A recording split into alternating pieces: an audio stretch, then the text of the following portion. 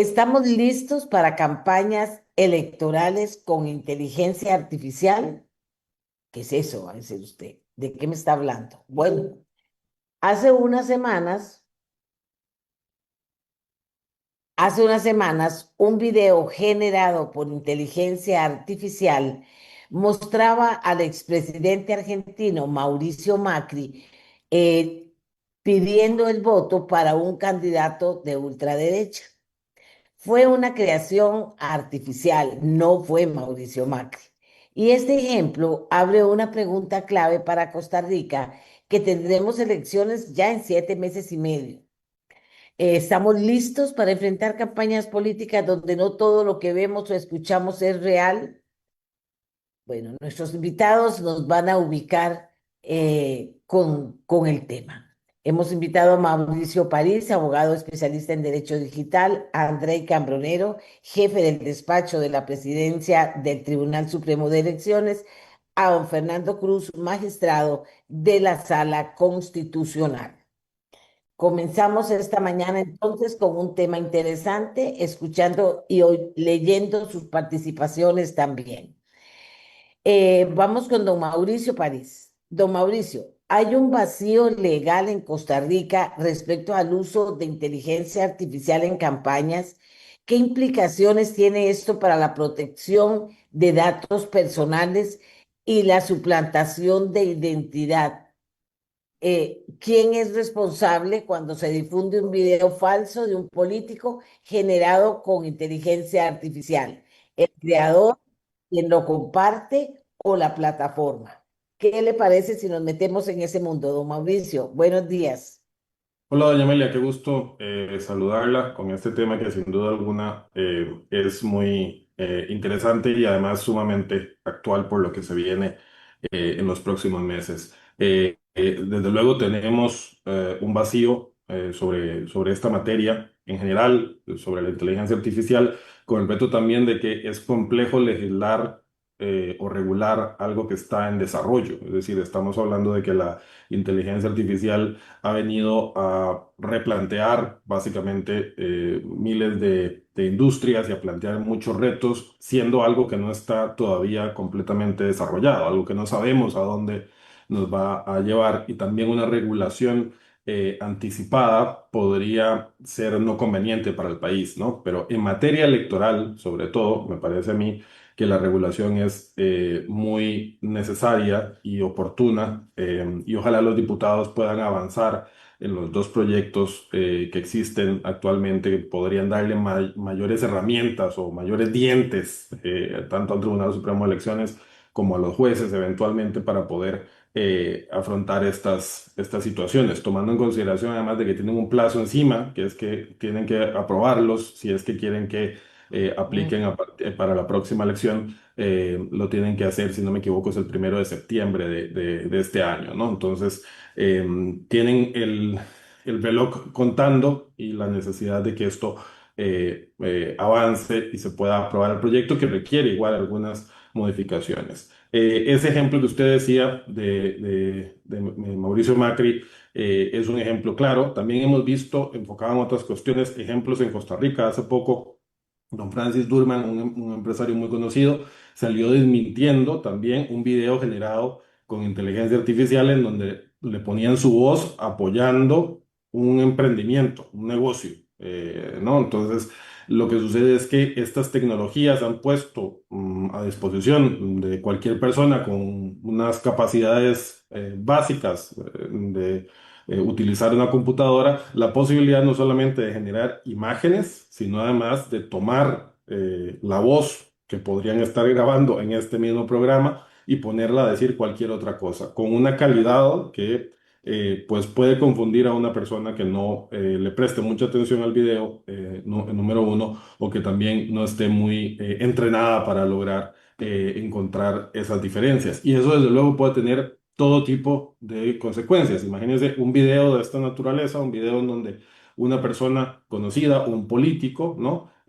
Sale diciendo alguna cosa el día antes de las elecciones, por ejemplo, en donde no hay suficiente tiempo para poder aclarar, para poder bajar esos contenidos, etcétera, etcétera. Eso desde luego tiene o podría tener una incidencia muy importante en el resultado de esa elección. En la última pregunta que usted hacía en su introducción era ¿quién es responsable? Pues en realidad el responsable principal es la persona que desarrolla ese video, pero el problema es cómo llegamos a determinar quién es la persona que desarrolló técnicamente ese video. Ahí también está detrás temas como quién financió ese video, si es que hubo financiación. Eh, Podríamos hablar también incluso de la necesidad de regular la responsabilidad de las personas jurídicas en este tipo de situaciones. Es decir, si un partido político estuvo detrás de este video, podría tener también responsabilidad por esas actuaciones. Estamos hablando también de que la plataforma, y este es el gran ausente, digamos, en las propuestas de regulación que existen hoy día en la Asamblea Legislativa, se regula sobre todo al autor, ¿no? O sea, quién lo hizo, pero no se regula quién lo difunde. Y en este país, pues hay un proyecto en donde se trató de establecer unas responsabilidades mínimas a las plataformas, siguiendo la línea regulatoria europea, y las plataformas soltaron absoluta y completamente todo su poder de lobby para bloquear ese proyecto e impedir que tengan cualquier tipo de responsabilidad. Pero desde luego, una plataforma que es informada de la existencia de un contenido dañino, de un contenido lesivo y de un contenido que puede afectar la democracia, tiene una obligación también de moderar ese contenido y ponerlo abajo. Esa pata del banco, yo no la veo todavía en las propuestas que existen, ¿no? Y entonces, también desde luego, quien difunde esos medios o esos contenidos, a sabiendas de que son contenidos falsos, que son contenidos lesivos, también pueden tener responsabilidad. Entonces, en realidad estamos hablando de una regulación que cuando menos es tripartita, aunque el foco de la regulación, al menos propuesta, está en quién lo hizo, con la dificultad que existe de poder determinar la autoría directa de este tipo de información, que está diseñada además para difundirse rapidísimo en redes sociales sin que la gente se cuestione si es lícito o no y si es cierto o no. ¿Por qué reaccionaron de esa manera las plataformas? Porque en términos generales a las plataformas no les gusta que la regulen. Ellos están, digamos, acostumbrados a sobre todo la visión regulatoria de los Estados Unidos, que es la autorregulación, ¿verdad? Yo me regulo solito. La visión europea de de la regulación es, yo le pongo unos mínimos de regulación, ¿no? Y a las plataformas eso no les gusta. Cualquier cosa que les huele a que les ponen los más mínimos requerimientos para operar no les gustan. En este caso, lo que se está poniendo, por ejemplo, en este proyecto, que es el proyecto de gobernanza del comercio digital, creo que es que se llama una cuestión así, una iniciativa de la diputada Katia Cambronero, era básicamente que tuvieran que registrar un correo electrónico optativo para que el Estado pudiera comunicarse con ellos. Es decir, si el Estado necesita, sea el Poder Judicial, sea el Tribunal Supremo de Elecciones, sea el Poder Ejecutivo, necesita enviarles algún tipo de comunicación para bajar un contenido, para solicitar información, para investigar un delito o lo que fuese, que pudiera hacerlo por un canal oficial monitoreado por la plataforma. Y esto, ¿verdad? Llevó a amenazas de que eso violentaba el Tratado de Libre Comercio y demás, ¿no? Estas regulaciones ya existen, desde luego, en Europa sobre todo, en donde hay normas que regulan las plataformas.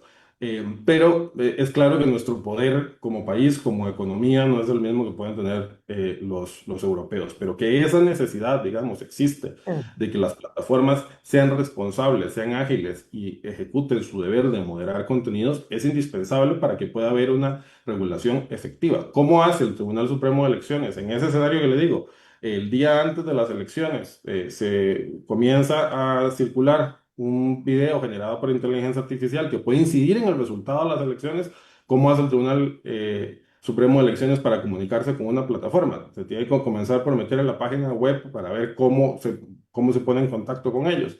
Eso es bastante difícil, no solo en Costa Rica, en términos generales es muy difícil de cómo poder regular adecuadamente plataformas globales que desde luego no son las responsables del video en sí, pero sí de que a partir de que tienen conocimiento de que ese video es falso y de que ese video puede dañar la democracia, pues deberían de tomar medidas muy rápidas para poder limitar su impacto. A esta altura de la conversación, Mauricio, ¿qué recomendaciones legales se podrían o están a mano para evitar el uso malicioso de inteligencia artificial sin vulnerar la libertad de expresión? Eh, yo creo, doña Amelia, que, digamos, necesitamos tres cosas. Necesitamos primero normativa. Me parece que hay que avanzar en la aprobación de estos proyectos del 23.949, que es este que regula la inteligencia artificial en los procesos electorales, y el 23.885, que es el que regula las nuevas formas de propaganda, porque la concepción regulatoria de la propaganda hoy día es completamente analógica, ¿verdad? Es una regulación enfocada en radio, en televisión, en volanteo, etcétera, etcétera. Pero adicionalmente a eso, a esa normativa que requiere igual mejoras, por ejemplo, el 23.949 que regule la inteligencia artificial en procesos electorales no define qué es inteligencia artificial. Entonces eso puede hacer que la norma sea básicamente inoperable, porque pues, al final de cuentas inteligencia artificial puede ser muchísimas cosas. Creo que eso es lo primero. Lo segundo, me parece que el Tribunal Supremo de Elecciones, si es que no los tiene ya, debería de tener protocolos de atención de estos asuntos. Y durante la campaña electoral debería existir básicamente algo así como un observatorio constante sobre la propaganda digital que permita entonces eventualmente tomar esas medidas rápidas para tratar de no sé si lograr bajar esos contenidos rápidamente o cuando menos advertir al electorado de que esos contenidos están circulando. Y tercero, creo yo que es lo principal y lo más complejo, que es tener o desarrollar esa educación cívica digital que le permita a las personas, al ciudadano, lograr identificar cuando se está exponiendo a un contenido que no necesariamente es cierto. Con el problema de que lo que sucede es que hay muchísima gente más bien que lo que quiere es difundir este tipo de contenido a sabiendas de que es falso, ¿no? Entonces hay una infopolución electoral de contenidos falsos que mucha gente difunde a sabiendas, porque son contenidos además que se hacen para difundir muchas veces lo que la gente está deseando difundir o que se diga de determinados candidatos, ¿no? Entonces, tiene ese problema, tiene el problema de que como circula, como se nutre esta desinformación electoral, es precisamente muchas veces a sabiendas de personas que están difundiendo cuestiones que son completamente falsas. Pregunta un radio escucha, siendo la inteligencia artificial una herramienta con tantas capacidades, ¿es posible que entre ellas tenga la capacidad para identificar el material y el contenido falso para eliminarlo o inclusive no permitir su creación?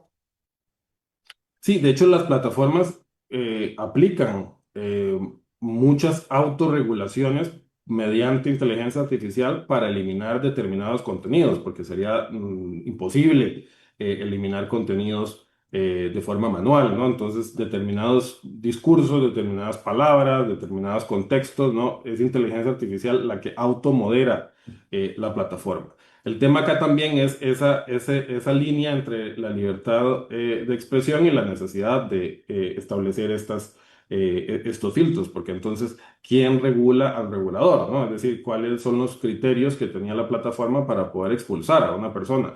Recordemos que hace no mucho una plataforma había expulsado a un expresidente de los Estados Unidos de la plataforma, ¿no? Entonces, estamos hablando de discusiones que son sumamente delicadas. Entonces, generalmente, digamos, la plataforma ya aplica regulaciones mediante inteligencia artificial para poder excluir estos contenidos. Sin embargo, lo que sucede es que no los filtra completamente, ¿verdad? Y entonces ahí se requiere la posibilidad de que una persona pueda denunciar ese contenido, ¿no? Y que la plataforma entonces actúe rápidamente, que la mayoría de ellas lo logran hacer. También lo que sucede es que muchas veces estos mecanismos de denuncia son utilizados de forma también maliciosa y se denuncian contenidos que son lícitos, ¿no? Masivamente por personas con la finalidad de traerse abajo incluso y lograr bloquear las cuentas de determinadas personas en determinados contextos. Entonces, no es tan fácil, pero para responder la pregunta, sí, ya las plataformas utilizan inteligencia artificial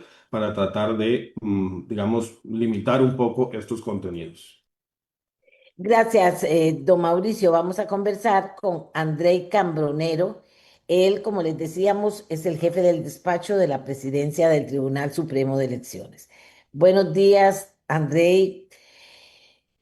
Interesante, ¿verdad? Y la gente está cerca y está lejos de la inteligencia artificial, las dos cosas. Cómo la manejamos es parte de lo que estamos aprendiendo. Don Andrei, vamos a ver. El Tribunal Supremo de Elecciones trabaja en reformas normativas sobre el uso de inteligencia artificial en las campañas.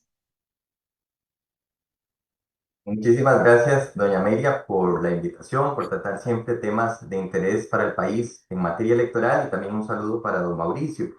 En realidad, cuando el Tribunal Supremo de Elecciones planteó en el año 2023, en marzo de 2023, el proyecto que ya mencionaba don Mauricio, el 23.885, no se había dado el auge ni la explosión de usabilidad que tiene la inteligencia artificial.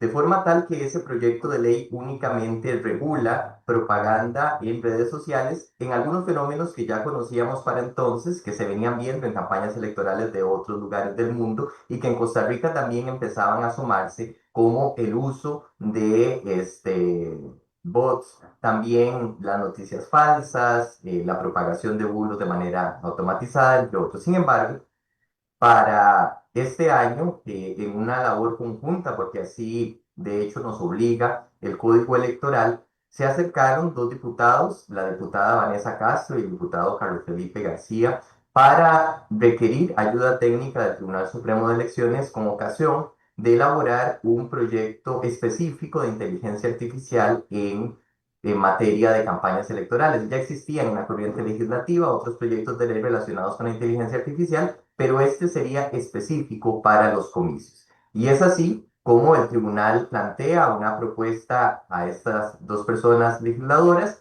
y se presenta finalmente el proyecto de ley 24.875 que regula de manera específica, y es el proyecto más reciente, sobre el tema de inteligencia artificial. Este proyecto de ley fue inspirado en ya legislaciones que empiezan a desarrollarse y aprobarse alrededor del mundo. La principal y más conocida, la Ley de Inteligencia Artificial de la Unión Europea. Y de hecho, nuestro proyecto de ley, trabajado, como le digo, de manera conjunta con representantes de la Asamblea Legislativa, tiene una estructura sencilla porque sabemos todos que la aprobación de leyes en asamblea discurre de una manera más expedita si el proyecto no tiene mayores complejidades o desarrollos extensísimos, de forma tal que tiene cuatro elementos fundamentales. Una, el reconocimiento de que es viable utilizar inteligencia artificial en la generación de campañas electorales. No debemos satanizar la inteligencia artificial, como usted lo decía, todos día a día, cada vez más coexistimos con la inteligencia artificial, tenemos usos de la inteligencia artificial de los cuales echamos mano. El secreto acá es justamente hacerlo de una manera responsable, transparente y adecuada. Entonces se reconoce la posibilidad de uso de la inteligencia artificial, pero eso sí, con la advertencia a la ciudadanía de que en ese contenido se ha utilizado inteligencia artificial.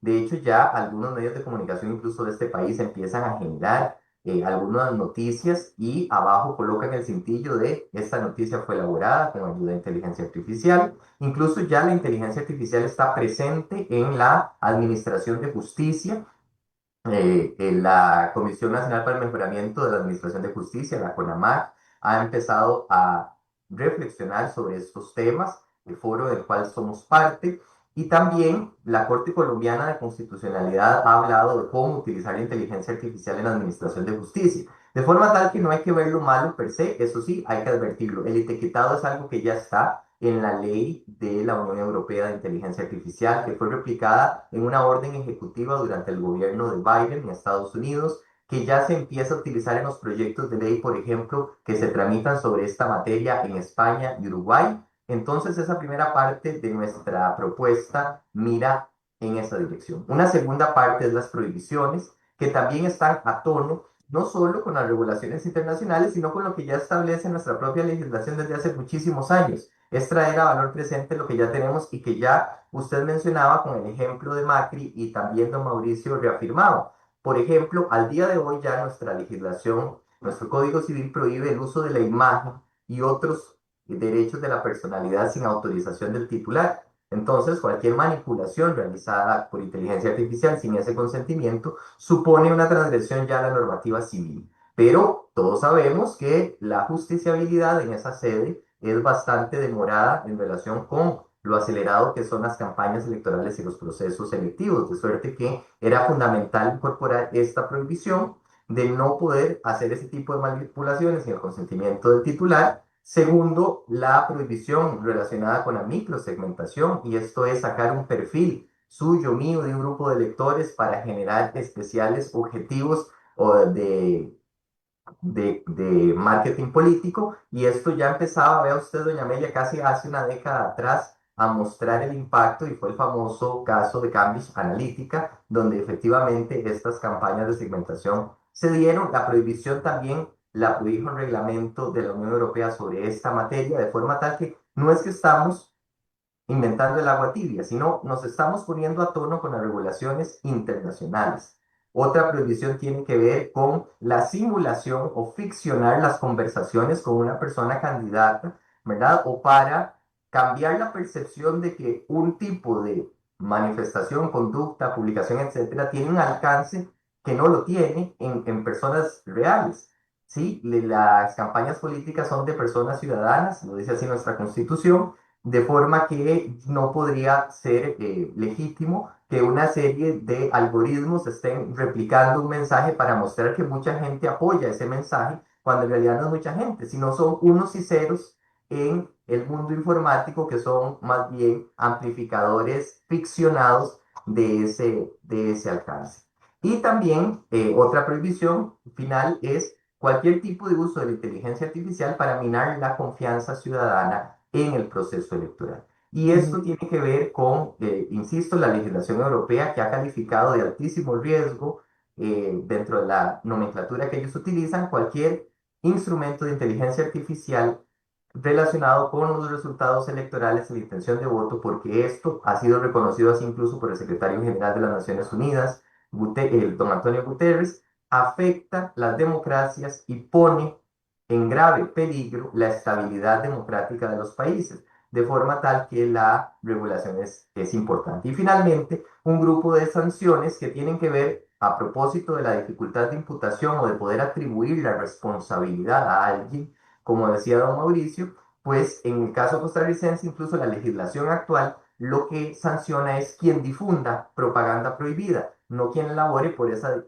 dificultad. Y de hecho, la propuesta va también por esa línea. Quien difunda algún tipo de material propagandístico que tenga que ver con alguna de estas prohibiciones, pues será responsable la persona física o jurídica que lo difunda en sede electoral, y la sanción es multa. ¿Por qué multa? Alguien podría decir en este caso, bueno, ¿y por qué no cárcel con el impacto que esto puede tener? Bueno, también por las dificultades probatorias que ya se tienen. Es conocido que los umbrales de exigencia en cuanto a prueba, a demostración de los hechos en materia penal son muy rigurosos, porque tienen que ver con la sanción más gravosa que impone un ordenamiento jurídico como es la pena privativa de libertad.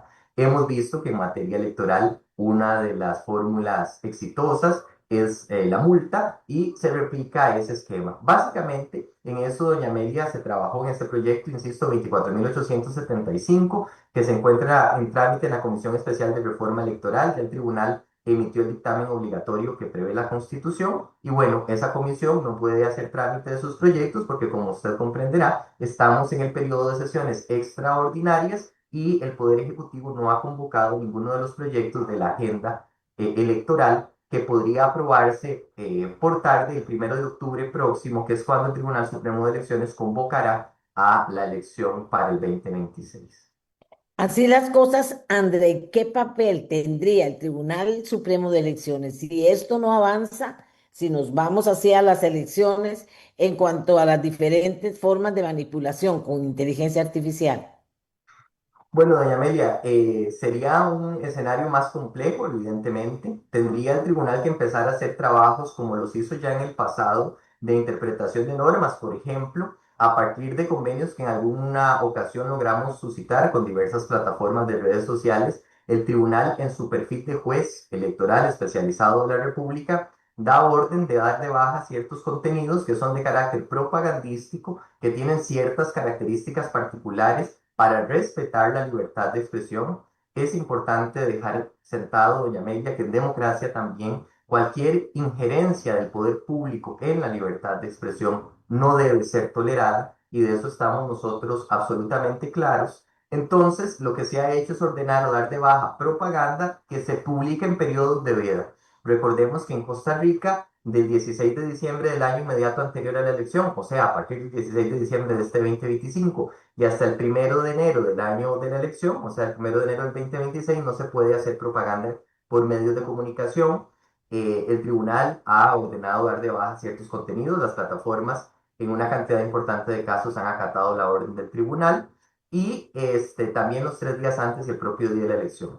Digo esto, doña Amelia, porque había que hacer ejercicios interpretativos a ver si la normativa que existe nos da para poder intervenir de una manera eficaz. Como ya le decía, hay normas del Código Civil vigentes que establecen la prohibición de manipular la imagen de las personas o utilizarla sin su consentimiento. Lo que sería es traer un poco a valor presente ese tipo de normativa para ir midiendo cuáles son las posibilidades de reacción dentro del marco jurídico posible.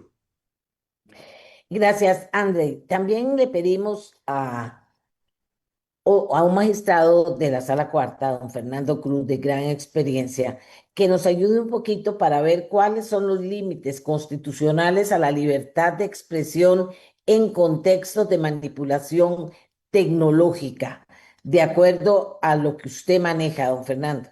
Buenos días. Muy buenos días. La verdad que es un tema que desde el punto de vista de la experiencia que he tenido en temas como, por ejemplo, el derecho de rectificación y respuesta, la identificación de la persona responsable de una noticia, la transparencia de los medios, es compleja y lo he percibido. Por ejemplo, nada más como ejemplo, en derecho de rectificación y respuesta, frente a las plataformas que difunden como Facebook, etcétera, si ese derecho de rectificación y respuesta pierde sentido, porque primero no se puede muchas veces identificar quién es el que hace la difusión. El tiempo que se debe llevar para poderlo hacer es complicado. Y la propia plataforma, como lo dijo el señor París, tiene un poder político tan fuerte que impide la regulación. Entonces yo creo que en el punto central de esto está el tema que las plataformas, que son una nueva forma de difusión del pensamiento y de participación de la opinión pública, son casi como, son anómicas, no tienen muy poca regulación. Entonces propician, porque ese es el negocio, propician que las personas estén aseguradas que ese anonimato les permite insultar, les permite manipular, les permite decir cosas que no son ciertas, y eso está ahí presente. Yo no sé el tribunal cómo va a hacer.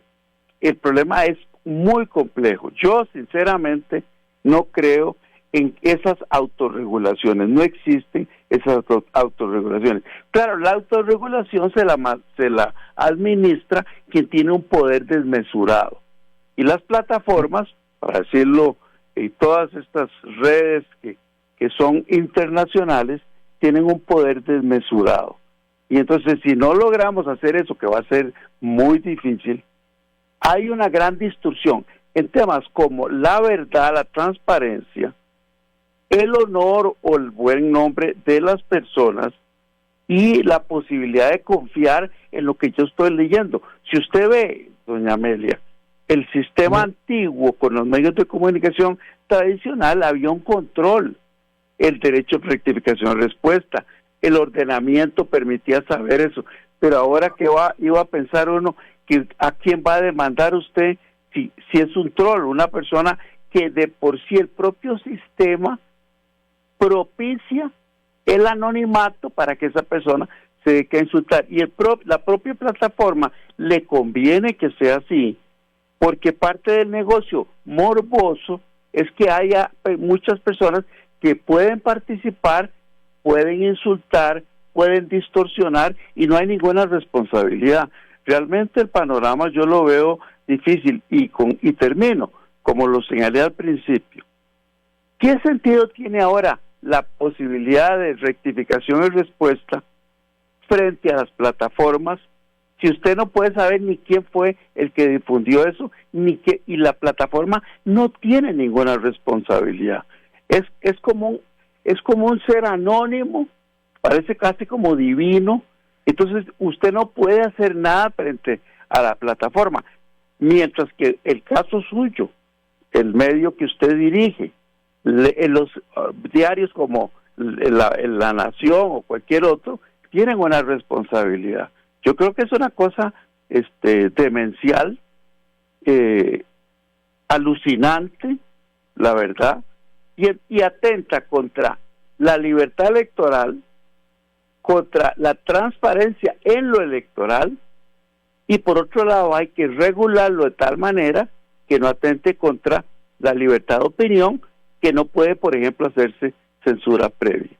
Sí, yo creo que las plataformas, me parece que el núcleo de esto, las plataformas irrumpieron y son grandes corporaciones que administran a su gusto todos estos valores constitucionales y jurídicos sin ningún control, casi diría sin ninguno. Yo no sé, el tribunal no quisiera estar en esas. Incluso puedo señalar que a nosotros el derecho de rectificación y respuesta ha disminuido, me atrevo a decir intuitivamente, el número de asuntos, porque ¿qué sentido tiene ya la rectificación y respuesta si usted no puede recurrir a nada porque se difundió en una plataforma sin que usted pueda saber quién es el responsable? La plataforma debiera tener una responsabilidad objetiva porque propicia ese tipo de distorsión con diversas consecuencias, pero es por el honor de las personas, la posibilidad de que haya un acceso confiable del elector en la propaganda. La noticia debe tener límites para que yo pueda confiar en lo que leo, pero todo eso está muy difícil por esa poder desmesurado que tienen las plataformas y la pequeñez nuestra, porque yo lo que creo es que nosotros en los últimos 20 años con la globalización, países como Costa Rica o todo Centroamérica tienen un poder muy reducido, y menos si puedo pensar en que hasta las plataformas se convirtieron, los dueños de esas plataformas, en actores políticos junto al presidente Trump, y evidenciando que por sí mismos tienen un poder más allá de lo que diga el Estado. Doña Amelia, perdón, quizás rápidamente una cuña con lo que decía don Fernando. Adelante, André. Gracias. Y un saludo a don Fernando, que no lo había visto en la pantalla. Siempre es bueno coincidir con él en estos espacios. Justamente sobre eso del tamaño que señalaba don Fernando Cruz, Brasil, en el caso de los organismos electorales de América Latina, es el decano y el abanderado de esto. Comprenderá usted que con un padrón electoral de cerca de 160 millones de personas electoras, es un país que tiene la posibilidad de sentarse a negociar ciertas pautas de moderación de contenido con las plataformas. De hecho, de todos supimos que el Tribunal Electoral brasileño suspendió en todo el país la posibilidad de uso de una aplicación por no ceñirse a las pautas que establecía la autoridad electoral brasileña. De forma tal, doña Amelia, que otra de las cosas que estamos haciendo de los organismos electorales es conversando entre nosotros. Esto es un interés regional, no es un interés solo de Costa Rica. También es un interés de Brasil, de Panamá, de Colombia, de México. De forma que si como grupo de autoridades electorales de la región nos ponemos de acuerdo, yo creo que se pueden lograr grandes cosas. Por ejemplo, la necesidad de esos representantes de las plataformas en el país, como decía don Mauricio. El proyecto del Tribunal 23.885, que tenía que ver con esas formas de propaganda de redes sociales que comentaba antes, establece la obligatoriedad de las plataformas de inscribir un representante en nuestro país para poder hacerles las notificaciones judiciales y poder cumplir con esto. De forma tal que sí, esa moderación de contenidos también pasa por políticas internas, lo que se ha conocido como los Oversight Board o consejos externos de asesoría de moderación de contenido, que son algunas personas expertas que la plataforma tiene, que no forman parte de su planilla, sino que establecen parámetros éticos de la conversación interna, pero esa es una autorregulación que tiene que ver mucho con políticas propias. Y claro, cierro con esto, que es importante tener legislación, pero también, doña Amelia, es fundamental prepararnos para una ciudadanía digital. Somos ciudadanos digitales y ya no solo por los procesos electorales, sino porque, como lo hemos anunciado, vamos a identidad digital, vamos también en los bancos a las transacciones cada vez más digitalizadas, entre otras. Nosotros desde hace varios años incursionamos, siendo pioneros en la región, entre los organismos electorales, con un curso autoformativo disponible 24/7 para que las personas pudieran hacer en el mejor momento de su día, cuando tuvieran tiempo y de acuerdo con sus posibilidades, sobre ciudadanía digital. Y uno de los principales contenidos era la posibilidad de diferenciar contenido falso del verdadero. Y es innegable que vamos a tener que seguir profundizando en esa formación en democracia, también para aprender, aunque es dificilísimo, como ya lo señalaba don Mauricio, diferenciar cuando un video es producido por inteligencia artificial y cuando no. La sofisticación que están teniendo este tipo de herramientas es muy alta, pero no solo vamos por lo represivo, sino también por lo formativo y lo educativo. Aquí tengo varios mensajes. Voy a leer uno para quien lo quiera comentar, doña Amelia. Las redes sociales como TikTok tienen regulaciones de contenido, de mutear palabras e intenciones de odio. Tengo una sobrina que trabaja en Europa para TikTok y su trabajo es justamente eliminar comentarios y hasta un video completo por mensaje de odio y manipulación. Por ejemplo, con el caso de Macron de Francia. La plataforma protege no solo marcas, sino personas. Solo hay que entender el compliance, dice, de cada plataforma. No, Señores, le comento yo a doña Emilia, sí, como claro. yo decía, las plataformas generalmente tienen eh, sus propios mecanismos y sus sistemas utilizando inteligencia artificial para regular este contenido, pero son francamente insuficientes. No es algo así como tan efectivo como el mensaje que usted lee, porque lo vemos todos los días en el contenido que está presente en estas plataformas, ¿no? Entonces, es insuficiente, creo yo que ese es el punto. Y aquí, con respecto a lo que decía don Fernando de la necesidad de regular las plataformas. Yo nada más quisiera, digamos, resaltar también que esto lo que requiere al final de cuentas es un equilibrio, porque el anonimato en redes sociales también es parte, podríamos decir, de una garantía democrática, ¿no? El anonimato tiene una función histórica, diría yo que incluso una función constitucional, ¿no? Ayuda a proteger la libertad de expresión en muchos casos, ampara sobre todo, digamos, a personas que denuncian aspectos que pueden ser complejos denunciar si no fuera de forma anónima, ayuda también a proteger activistas, a periodistas, ¿verdad? Entonces no podemos tampoco irnos completamente al otro lado, desde luego. El riesgo está en ese anonimato que podríamos llamar que es irrestricto, ¿no? Y que nos puede llevar a esos contextos de desinformación algorítmica. Aquí hemos hablado mucho sobre todo de lo que tiene que ver con los deepfakes, que era el ejemplo este Ujú. de Macri, pero aquí hay otros aspectos también que son tan o más relevantes, ¿no? Por ejemplo, las cuentas falsas y los bots que mencionaba también don Fernando, que son esos instrumentos mediante los que se difunden estos deepfakes, estos contenidos. Son además las cuentas desde donde se calumnia generalmente, desde donde se dirigen programas de propaganda segmentada, lo que se llama el astroturfing, que es básicamente este mecanismo mediante el cual se simula un respaldo masivo a un tema o a un candidato con cuentas falsas. Eso es una cosa terrible, porque entonces las personas entran a redes sociales, encuentran un comentario o un contenido y se encuentran miles de comentarios desde cuentas falsas a favor de ese candidato, de ese contenido, de ese tema o en contra. Entonces, eso genera una percepción en la persona de que hay un apoyo o un rechazo masivo a determinadas políticas o a determinadas personas o a determinados temas que son completamente falsos, y eso termina generando entonces básicamente una manipulación emocional, ¿no? Entonces, todos estos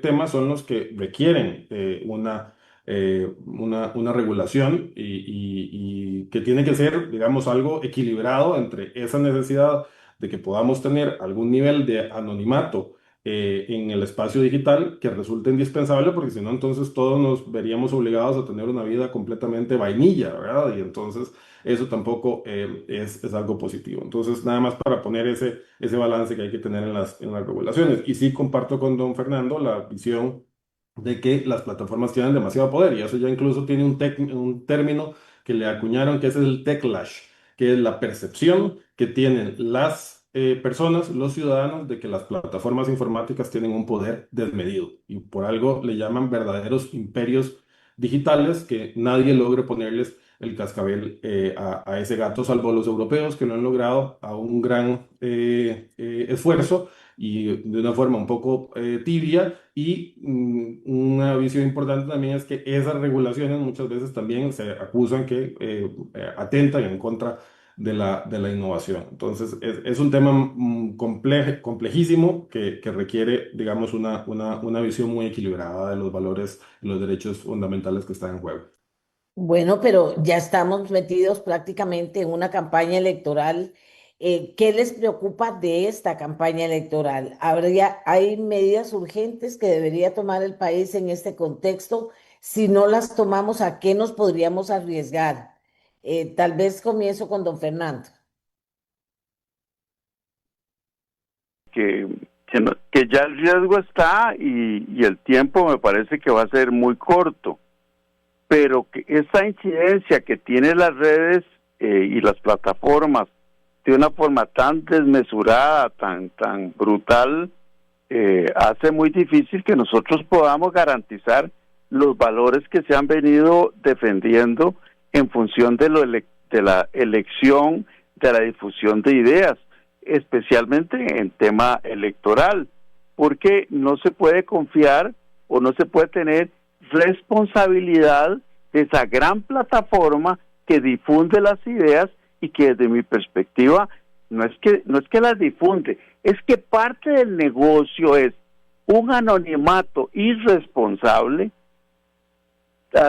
propiciar que las personas participen sabiendo que pueden insultar, que pueden difundir ideas sin ninguna responsabilidad de nadie, porque es que es increíble que la plataforma sea la que propicie que no se pueda saber ni quién lo difunde. Todo esto distorsiona totalmente el sistema electoral. ¿Y cómo va a ser el tribunal o cualquiera para saber quién está detrás de esa distorsión? Hasta distorsiona el tema de la propaganda, el tema de la financiación, porque usted no puede saber quién financió o de qué manera se financian los troles, la difusión falsa, etcétera. Es terrible, pero son señales muy antiguas, porque la verdad es que yo recuerdo siempre un libro que estudié cuando estudié ciencias políticas de David Easton, que era La construcción social de la realidad. Bueno, las plataformas, en su poder, en su peso tan grande, lo que hacen es propiciar y crear un mundo en el que la realidad, no solo ya de siempre, ahora la construcción social de la realidad, la construcción distorsionada, anónima, de una realidad que no tiene sustento, pero que sirve para manipular y para que las personas piensen de una determinada forma que no tiene nada que ver con los datos reales y con la responsabilidad que los medios deben de tener, porque para mí las plataformas son un medio de comunicación, pero los medios tradicionales tenían una responsabilidad. Doña Amelia, usted lo sabe bien, los medios tienen una responsabilidad objetiva. Usted difunde una noticia, falsa, con distorsión, está sometida al tribunal, etcétera. Pero esas plataformas son como, no sé, como una cuestión divina, que no se sabe de quién está detrás, porque es anonimato. Hablamos mucho de lo que es la distorsión del crimen organizado, etcétera. No lo comparo de esa manera, pero casualmente uno de los problemas del crimen organizado es el anonimato. Bueno, pero cuando hay toda esta distorsión en las plataformas, esta anomia, esta autorregulación que no tiene un sustento y que distorsiona o socava el Estado, es tremendo. Es viejo el asunto, porque siempre desde que irrumpieron las transnacionales hay una gran polémica entre las transnacionales y el Estado nacional. Gracias, don Fernando. Don Andrés, aquí tengo mucha cosa y preocupación con el tema del Tribunal Supremo, pero le voy a leer una. Dice, doña Amelia, previo a obtener permiso de conducir un carro, compramos manual y llevamos curso teórico, o compramos un artículo y viene con manual de uso. Me parece que en estos momentos requerimos mucha información y educación actual para poder entender, usar, crear y aprobar o rechazar plataformas y su información tan variada. El Tribunal Supremo de Elecciones debería crear un paquete de videos para ayudarnos a todos para que no nos bailen ese swing criollo tan fácil. Estamos cerrando con cada uno de ustedes, don André. Gracias, doña Meli, y gracias a la persona de Radio Escucha. Sobre esto, sí, como les decía, ya el tribunal inició hace varios procesos electorales con este curso de ciudadanía digital que definitivamente tendría que remozar sus contenidos para incorporar esta nueva tendencia de la inteligencia artificial. Vamos a vivir con ellos y lo tenemos en nuestros teléfonos. Vea ustedes que cuando contestamos un correo electrónico ya nos da el predictivo del texto y uno dice, pucha, ¿cómo supo que yo quería saludar así, que me quería despedir así, que tenía que... incluso hay algunos servicios de correo que dicen a usted este correo lo recibió hace tantos días y no lo ha respondido, quiere responderlo ahora, etcétera. Entonces, es importante formarnos como ciudadanos, pero también recordemos que la ciudadanía, dice nuestra Constitución, es el conjunto de derechos y deberes políticos. Y dentro de esos deberes está justamente, y enhorabuena lo trae a colación la persona que nos escucha, el formarnos en estos temas. A todos nos ha tomado por sorpresa como un área nueva, como revoluciones que se van dando en la sociedad, ¿verdad? De manera muy acelerada y tenemos que irnos acostumbrando. Por eso decía yo en mi primera intervención, no satanicemos la inteligencia artificial, pero sí tengámosle el cuidado necesario y utilicémosla con responsabilidad. Vamos hacia una campaña electoral que tendrá probablemente uso de inteligencia artificial, probablemente tendrá otras manifestaciones en redes sociales que ya empezamos a ver en las campañas del 22 y del 24. Vamos con las herramientas jurídicas que en aquel entonces tenemos, porque pese a que hicimos los esfuerzos, no se han aprobado en la Asamblea Legislativa, pese a que la Comisión de Reformas Electorales, lo reconocemos y agradecemos, ha tenido un avance importante en nuestras propuestas, pero bueno, el calendario avanza y de parte del tribunal haremos nuestro mejor esfuerzo, como lo hemos hecho, para garantizar una vez más una transición del poder dentro de estos 75 años que nos colocan como la democracia más antigua de Iberoamérica. Pero también está el compromiso ciudadano de hacer estos controles. Cuando empezaron a aparecer las noticias falsas en redes sociales, ni siquiera estábamos en la era de la inteligencia artificial, ya ejercicios periodísticos responsables hacían una contrastación de los hechos y la verdad. ¿Y por qué? Bueno, porque a propósito de esas lecturas siempre vigentes que decía don Fernando, estamos en el riesgo también de no poder generar una legislación que cree ministerios de la verdad. El Estado diciendo que es verdad y que es mentira es peligrosísimo y por eso desde el tribunal es lo que jamás haríamos. Jamás controlaríamos una opinión en libertad de expresión, pero sí hay que tener, ¿verdad? Una moderación para saber cuando algo no se corresponde con la verdad, como el video de Macri con el que usted iniciaba. Cierro diciendo entonces que es una legislación y una aplicación de legislación difícil porque se trata de preservar valores democráticos en equilibrio, libertad de expresión, transparencia, equidad en la contienda y al fin y al cabo el principio republicano con el que estamos comprometidos todas y todos, yo creo que en esta mesa virtual de trabajo, pero también en el país. Don Mauricio París, usted nos cierra el tema.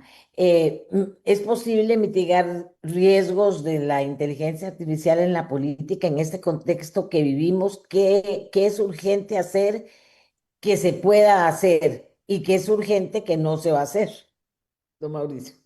Sí, doña Amelia, en realidad estamos en una paradoja histórica, ¿no? Nunca antes en la historia de la humanidad hemos tenido tanta capacidad para comunicarnos, pero nunca tampoco habíamos estado tan expuestos a que nos manipulen con realidades completamente fabricadas, ¿no? Entonces, nos enfrentamos también a una realidad en donde ya los votos no se consiguen con argumentos, sino sobre todo con datos que fabrican algoritmos que además nos terminan conociendo mejor que nosotros mismos en muchos casos, ¿no? Entonces, creo yo que es indispensable que se avance en la aprobación de estos proyectos, sobre todo el de inteligencia artificial, que creo que hay que ajustarlo un poquito para que sea realmente operativo, para que el tribunal entonces tenga esas herramientas para poder incidir